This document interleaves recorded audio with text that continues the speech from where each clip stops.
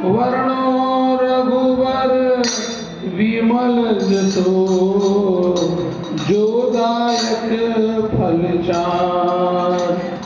बुद्धिहीन तनु जान गए सुमिरो पवन कुमार। बल बुद्धि विद्या देहु मोहि हरहु कलेश विकार। सियावर रामचंद्र जी जय।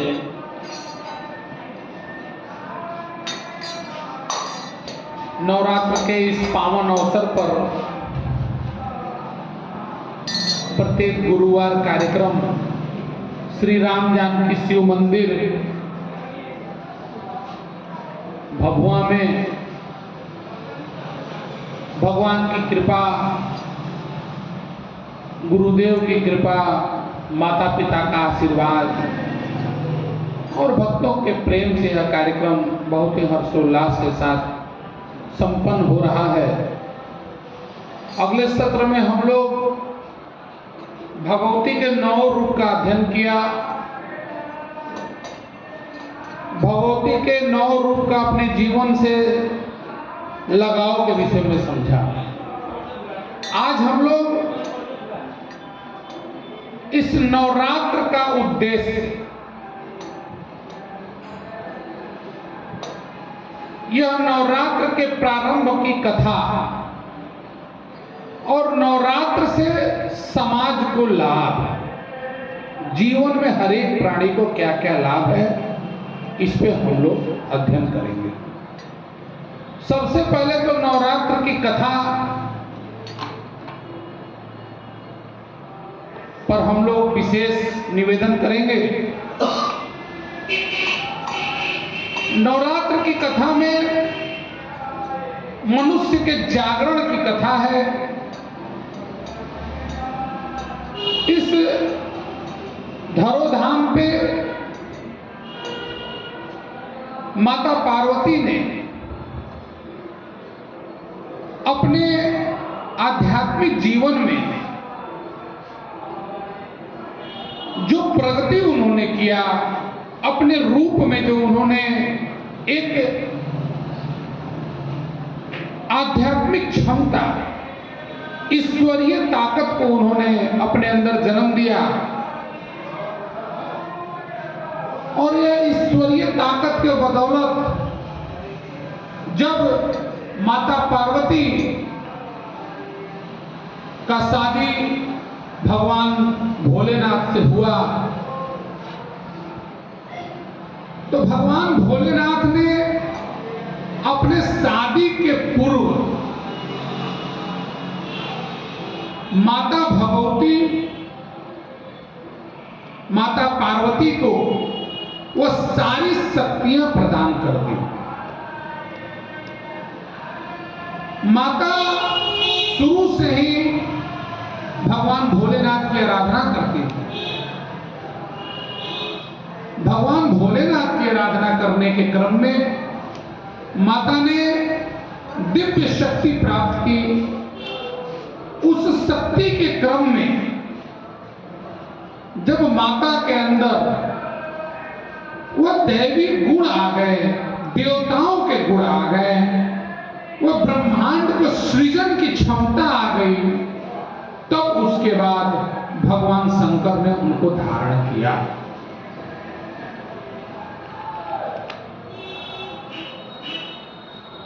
भगवान भोलेनाथ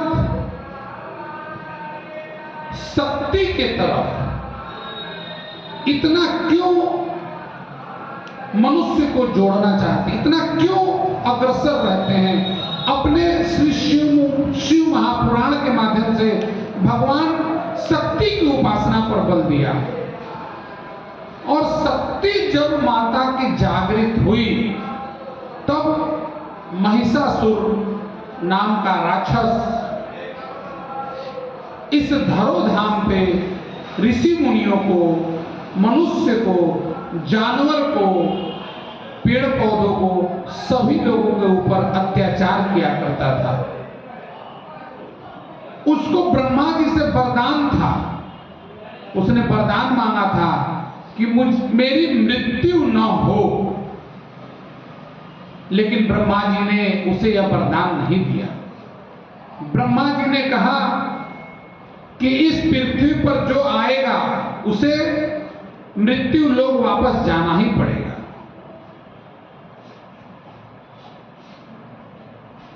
इस पे मैं आपसे निवेदन करना चाहूंगा, मृत्यु लोक में जाना ही पड़ेगा, इसलिए आप अपनी वरदान, यह वरदान आपको नहीं मिल सकता है। तब उसने बोला कि आप अपने मन अनुसार दूसरे वरदान को मांगिए। तो उसने कहा कि मेरी मृत्यु किसी स्त्री के हाथ से हो। महिषासुर के पास अपरा जगत की बहुत शक्तियां थी, लेकिन दैवी शक्ति उसके पास नहीं थी, पराशक्ति नहीं थी। मैं अगले सत्र में भी निवेदन किया कि पराशक्ति और अपराशक्ति क्या है। शरीर के ऊपर के हिस्से में, ब्रह्मांड के ऊपर के हिस्से में परा जगत है। आपकी सोचने की शक्ति, आध्यात्मिक शक्ति, विचारों की शक्ति अगर आपको आनंदित कर रहा है और भगवान की तरफ जोड़ रहा है, वह पराशक्ति काम कर रहा है, और माया से जोड़ रहा है तो अपराशक्ति काम कर रहा है। महिषासुर के पास अपराशक्ति का भंडार था। अत्याचार करने के प्रश्न कारण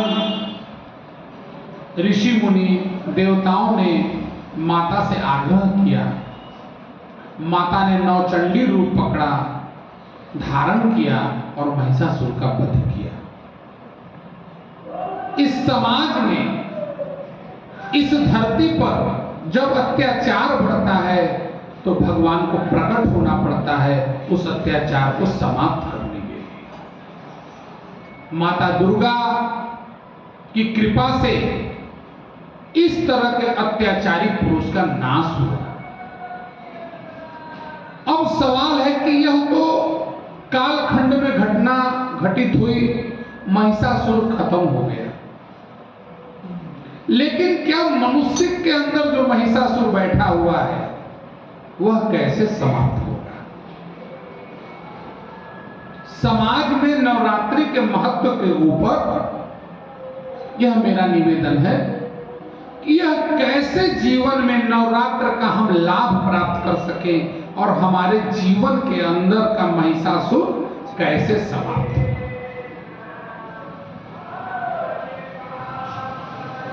इंसान, गुरुदेव बताते हैं कि 84 लाख योनियों में इंसान भटक घूमते घूमते मनुष्य योनि को प्राप्त करता है, लेकिन मनुष्य के अंदर उस 84 लाख योनियों का गुण तत्व विराजमान रहता है। जो 84 लाख योनि में कुछ कीट पतंग हैं, जीव जंतु हैं, जल में रहने वाले जीव हैं, जमीन पे रहने वाले जीव हैं, उड़ने वाले जीव हैं, पेड़ पौधे हैं, सारे जीव जंतु का गुण मनुष्य के अंदर रहता है। इन सारे गुणों, अवगुण, देखिए गुण और अवगुण दोनों चीज विराजमान है मनुष्य के अंदर। आप उस 84 लाख योनियों के गुण से जीते हैं कि अवगुण से जी रहे हैं, इस पे आपका जीवन डिपेंड करता है। अब सवाल यह भी है कि 84 लाख गुणों में, योनियों में से आप भटकते भटकते मनुष्य योनि में आए, तो उस योनि में आपका कर्म कैसा रहा?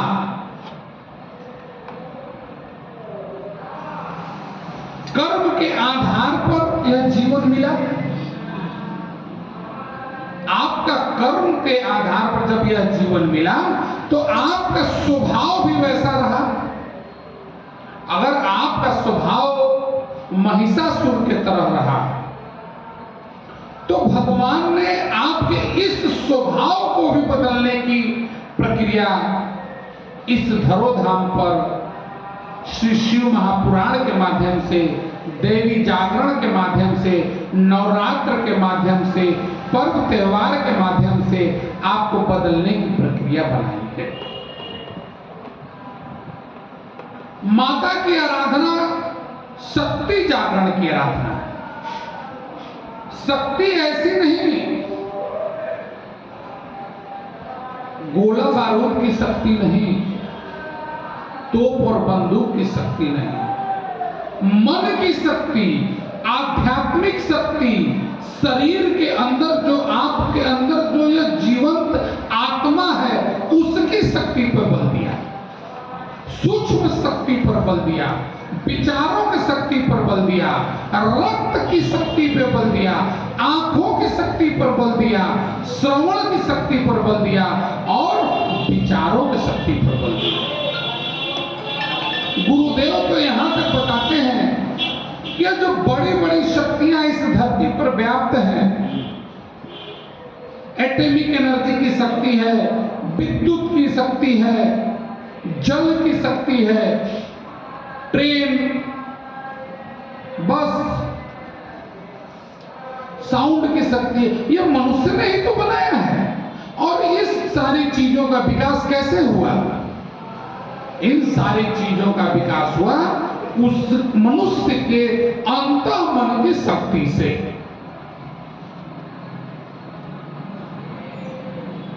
गुरुदेव तो यहां तक बताते हैं कि यह 100 किलो के शरीर की बुद्धि हजारों हजार किलो की शक्ति को पैदा करता है।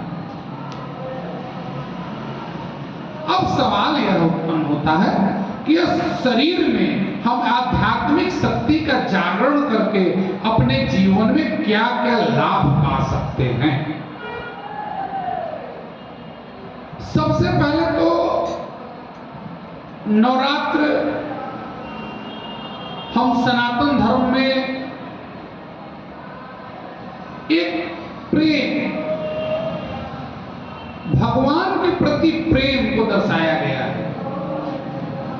हर मनुष्य भगवान से जुड़ने के लिए ललायित रहता है।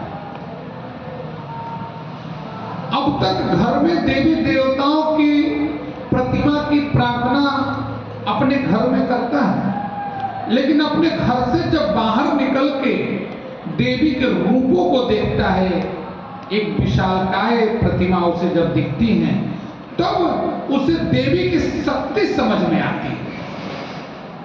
जब आप अपने इस मन के विचार से जब आप थोड़ा बाहर निकलेंगे, जब इस मन की शक्ति से जब आप इस आध्यात्मिक शक्ति की तरफ पहुंचेंगे, तब लगेगा यह बहुत ही विशाल शक्ति है।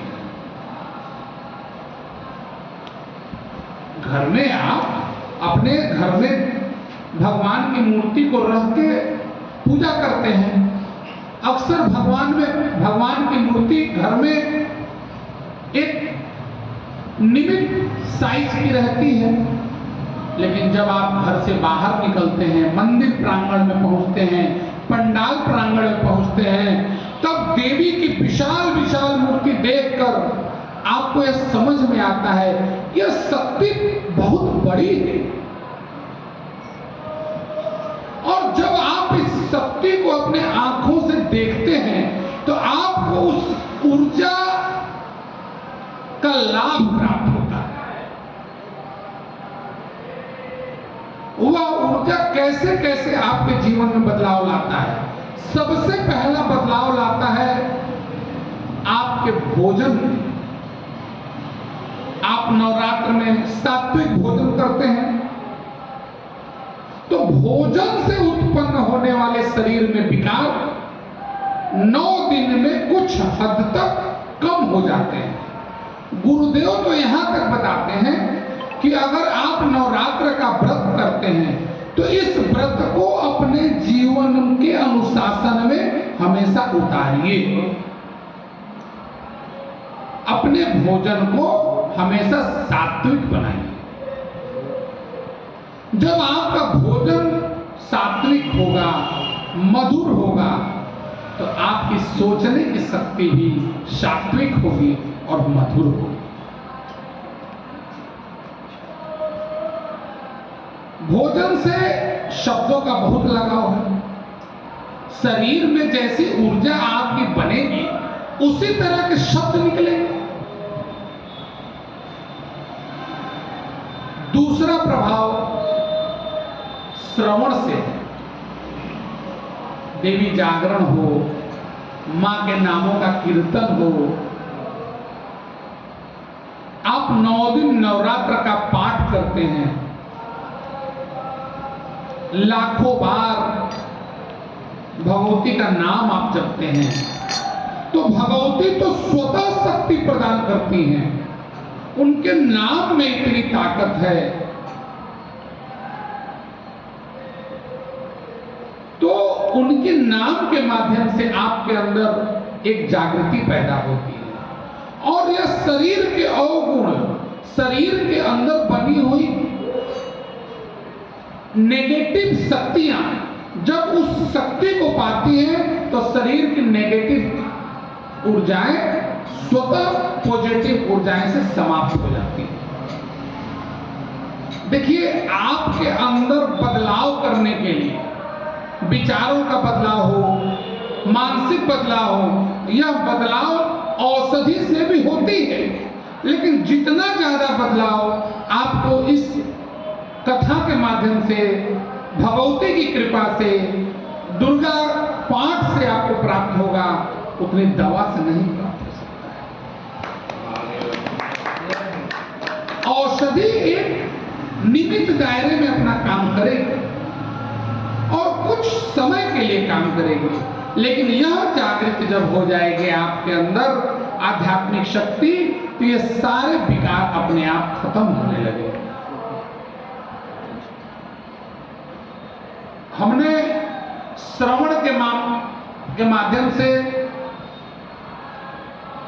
भगवान के नाम जप करने से, सुनने से शरीर की कोशिकाओं में रक्त के माध्यम से उनके अंदर बदलाव आता है। भगवती के पूजा अर्चना में जिन जिन वस्तुओं का उपयोग होता है, वह जब आप सेवन करते हैं, माता के सबसे ज्यादा पूजा में उपयोग होने वाले पुष्प, हर पुष्प का अलग अलग प्रभाव है और मनुष्य के अंदर यह पुष्प के कैसे काम कर रहा है। पुष्प के अंदर सुगंध है, पुष्प के अंदर दर्शन की चीजें छिपी हुई हैं। पुष्प कई रूपों में है, लेकिन लाल पुष्प भगवती को सबसे ज्यादा प्रिय है। कारण क्या है? हमारे शरीर के अंदर जो ऊर्जा चल रही है वो रक्त के माध्यम से चल रही है, और रक्त लाल है। भगवती कहती है कि मैं लाल चीज ज्यादा पसंद करता हूं। इसका मतलब हुआ यह कि हमारे अंदर का जो खून है उसी के अंदर शक्ति व्याप्त है। यह शक्ति का जो आदान प्रदान शरीर के सारे अंगों में हो रहा है, यह रक्त के माध्यम से हो रहा है। तो रक्त का रंग लाल होने के कारण भगवती को लाल फूल ज्यादा पसंद है। भगवती की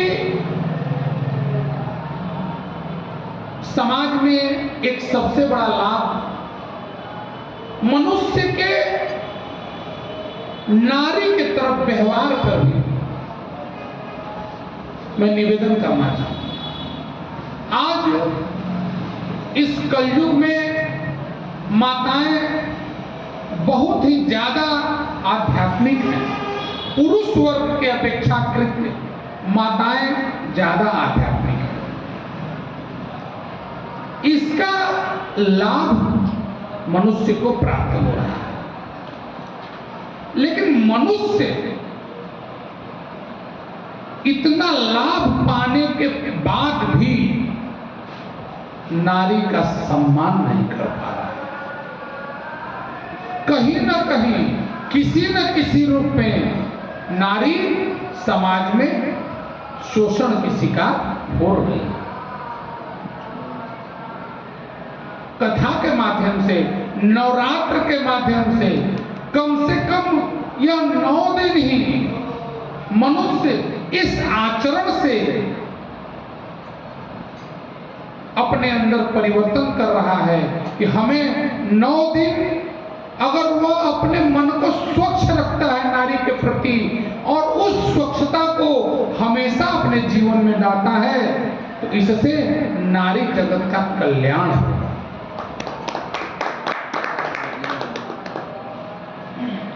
वस्तुतः मैं आपसे निवेदन करना चाहूंगा, भगवान भोलेनाथ इस सृष्टि में मनुष्य प्रणाली में स्त्रीलिंग और पुल्लिंग दोनों तरह के मनुष्य को, जीव जंतु को बनाया इस सृष्टि को चलाने के लिए। लेकिन मनुष्य की मानसिकता और मनुष्य का विचार नारी को परेशान कर दिया। इस परेशानी के कारण नारी शक्ति के अंदर भी बहुत ज्यादा बदलाव आया। आज के इस दौर में माताएं भी बहुत आध्यात्मिक शिक्षा के साथ साथ समाज सुधार में अच्छे अच्छे पोस्ट पर अपनी शक्ति के माध्यम से आज स्थापित हैं। इसमें समाज को सीखने का अवसर प्रदान करता है, समाज के लोगों को सीखने का अवसर प्राप्त करता है। यह माताओं के अंदर जो ताकत है, यह एक समाज को, एक परिवार को, एक देश को सदृढ़ बनाता है, मजबूत बनाता है। मनुष्य में जो पुरुष वर्ग है, यह बार बार अपने विचार में, अपने मन में अगर अपनी मां के प्रति, अपने समाज में नारी के प्रति निरंतर सम्मान की भावना रखेगा, तो उसका अपना विचार कभी गलत नहीं होगा। यह समाज के सुधार में यह बहुत बड़ा सार्थक साबित है। नवरात्र के माध्यम से एक बहुत बड़े लाभ की बात मैं आपसे निवेदन करना चाहता हूं, और इसी लाभ से जीवन में बदलाव आना है। आज नवरात्र का पर्व हर सनातन के करीब करीब सभी के घर में मनाया जा रहा है। हर मनुष्य इस पर्व के विषय में समझ रहा है। हर सनातनी नवरात्र के तरफ अग्रसर है। हर सनातनी भगवती की पूजा कर रहा है, लेकिन फिर भी आपस में बटा हुआ है, आपस में मतभेद बना हुआ है। इस मतभेद को भी नवरात्र के माध्यम से, अपने जागरण के माध्यम से, अपने विचारों के माध्यम से एक होने की आवश्यकता है।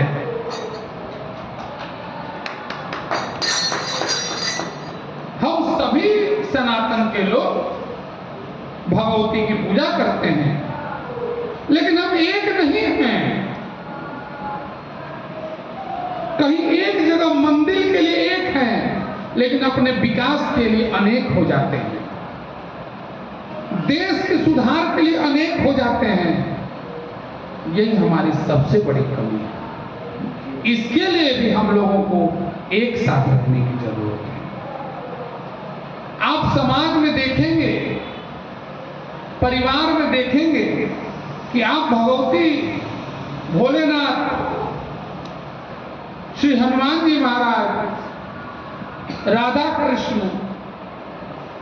सीताराम जी, सबकी पूजा करते हैं आप। लेकिन एक लाभ यह भी है कि आप निरंतर भगवान की पूजा अर्चना करेंगे तो आने वाला वंशज, जब आपके घर के बच्चे बच्चियां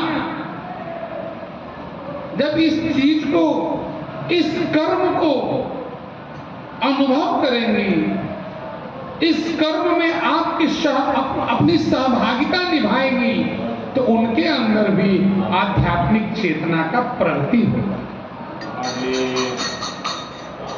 अगर हमारे अंदर यह भावना ना आए, इस तरह की भावना की अगर कमी है, तो आप निश्चित रूप से इस चीज को समझिएगा, कहीं ना कहीं विनाश की घड़ी प्रारंभ हो रही है। यही विनाश महिषासुर रूपी विनाश होगा। आपकी चेतना नहीं जागृत हुई, परिवार में प्रेम नहीं जागृत हुआ, समाज में आपका व्यवहार नहीं जागृत हुआ, जन कल्याण की भावनाएं नहीं जागृत हुई, किसी भूखे को भोजन कराने का प्रेम नहीं जगा, प्यासे को पानी आपने नहीं पिलाया, भगवान के दरबार में आपने माथा नहीं टेका, अपने गुरु को सम्मान नहीं दिया, माता पिता के प्रति आपका आचरण सही नहीं रहा, इन सारे चीजों में सुधार होने लगे, तो इसका मतलब यह है कि हम भगवान भोलेनाथ और माता पार्वती के प्रिय हैं। और अगर यह विकास नहीं हुआ, इसका मतलब यह हुआ कि हम महिषासुर के साथ हैं। और आपका महिषासुर समाप्त होगा।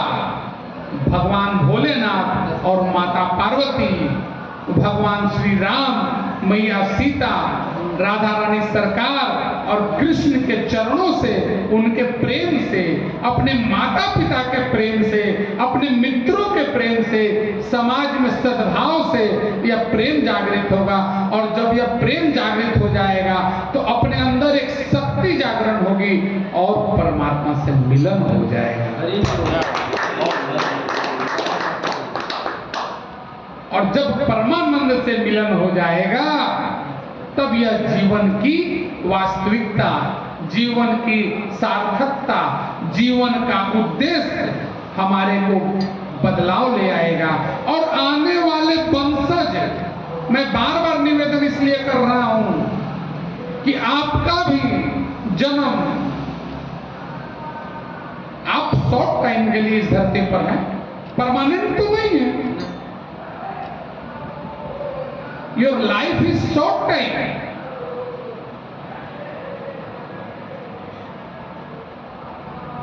Where is time is helpful, you transfer in the universe. When you go to universe, you always laughing. आप हमेशा हंसते रहेंगे। जब आप इस यूनिवर्स में जाएंगे तो मुस्कुराते रहेंगे, भगवान का नाम गाते रहेंगे। हरे कृष्णा कृष्णा कृष्णा हरे हरे, हरे राम राम राम हरे हरे, हरे कृष्णा कृष्णा कृष्णा हरे हरे, हरे राम राम राम राम हरे हरे हरे कृष्णा कृष्णा कृष्णा हरे हरे हरे राम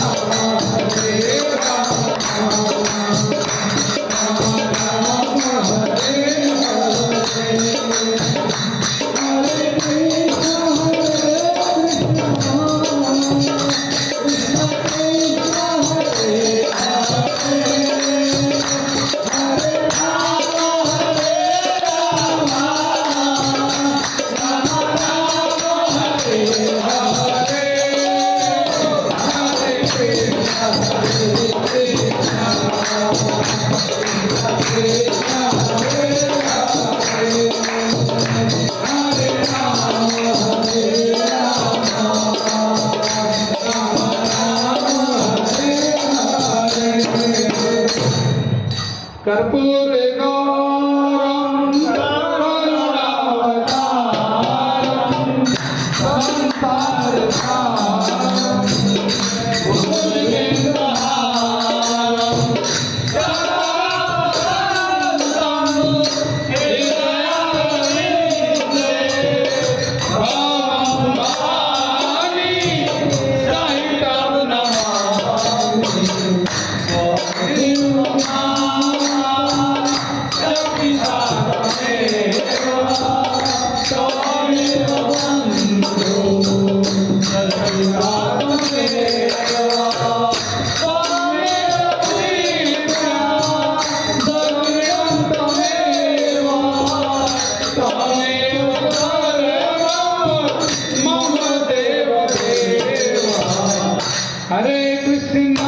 हरे कृष्णा कृष्णा कृष्णा हरे हरे हरे राम राम राम हरे हरे हरे कृष्णा